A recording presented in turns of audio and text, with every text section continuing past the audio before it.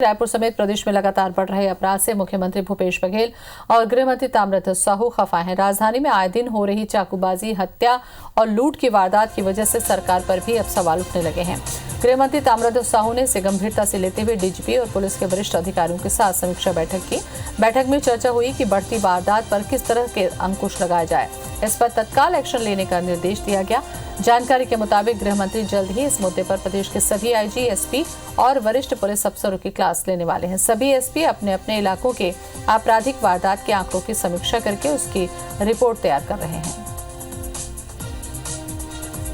और इसी खबर पर ज्यादा जानकारी के लिए हमारे साथ जुड़ रहे हैं हमारे संवाददाता राजेश मिश्रा। राजेश, ये तो सच है कि पिछले कुछ महीनों में अगर हम बात करें तो अपराध की जो ग्राफ है वो तेजी से बढ़ा है। आपको लगता है कि जरूरी हो गया है कि अब इसके लिए कुछ एक्शन लिया जाए? देखिए, जिस तरह से राजधानी में आए दिन चाकूबाजी की घटनाएं हो रही है, हत्याएं हो रही है, युवतियों की लाश आउटर में मिल रही है, लूट की घटनाएं हो रही है और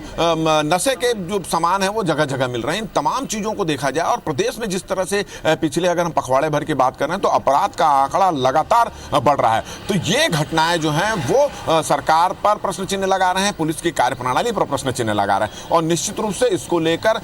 मुख्यमंत्री भूपेश बघेल और गृह मंत्री ताम्रध्वज साहू दोनों थोड़ा सा खफा है पुलिस की कार्यप्रणाली से। और उन्होंने इसके पहले जब एक समीक्षा बैठक हुई थी तो उसमें उन्होंने सीधा सीधा पुलिस अफसरों को कहा था कि अब जरूरत आ चुकी है कि पुलिस को अपनी कार्यप्रणाली बदलने की जरूरत है। अपने इलाकों पर जाकर, थानों में जाकर पेट्रोलिंग बढ़ाने की जरूरत है और अकस्मात जो चेकिंग करते हैं वो चेकिंग करने की जरूरत है। इसके अलावा जो फिक्स पॉइंट होता है उस पॉइंट के अलावा और भी इलाकों में जाकर सर्चिंग करें और पेट्रोलिंग करें ताकि पुलिस के प्रति लोगों में एक भय का वातावरण बने, अपराधियों के मन में एक भय का वातावरण बने और लोग जो हैं पुलिस को एक दोस्त के रूप में, एक मित्र के रूप में स्वीकार करें। एक पखवाड़े भर से अधिक हो चुके हैं इस समीक्षा बैठक को, मगर इस तरह की कोई कार्रवाई प्रदेश और राजधानी में कहीं कोई नजर नहीं आई और उल्टा ये हो रहा है कि प्रदेश और राजधानी में लगातार अपराध के आंकड़े बढ़ते जा रहे हैं और विपक्ष इसको लेकर सरकार की पर सवाल खड़ा कर रहा है। तो इसको लेकर मुख्यमंत्री और गृह मंत्री थोड़ा सा खफा है और जल्द ही ये पता चला है कि जल्द ही गृह मंत्री अब सभी जिलों के एसपी, संभाग के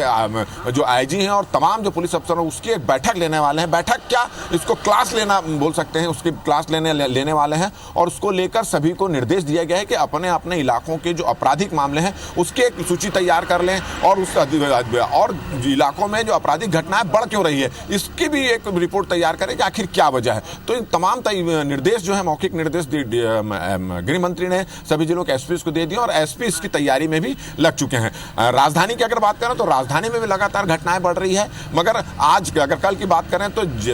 ये जो स्थिति बनी है उसके बाद से राजधानी की पुलिस थोड़ी सी एक्शन में नजर आ रही है। खमतरा इलाके में एक सट्टा जहां चलता था, अवैध रूप से सट्टा चलता था, वहां पर कार्रवाई करने के बाद जो उनके ठिकाने थे, अस्थायी ठिकाना था, उस पर आग लगा दी गई है। कुछ जगह गांजा और नशे के सामान भी यहां पर जब्त हुए हैं, मगर फिलहाल जिस तरह से आपराधिक घटनाएं लगातार बढ़ रही है और एक के बाद एक चाकूबाजी की घटनाएं हो रही है, निश्चित रूप से इसके पीछे कहीं राजेश, ऐसा लगता है मुझे बैठकर मंथन करने से ज्यादा एक्शन लेने की जरूरत होगी, क्योंकि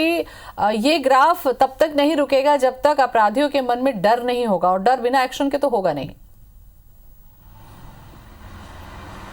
निश्चित रूप से अगर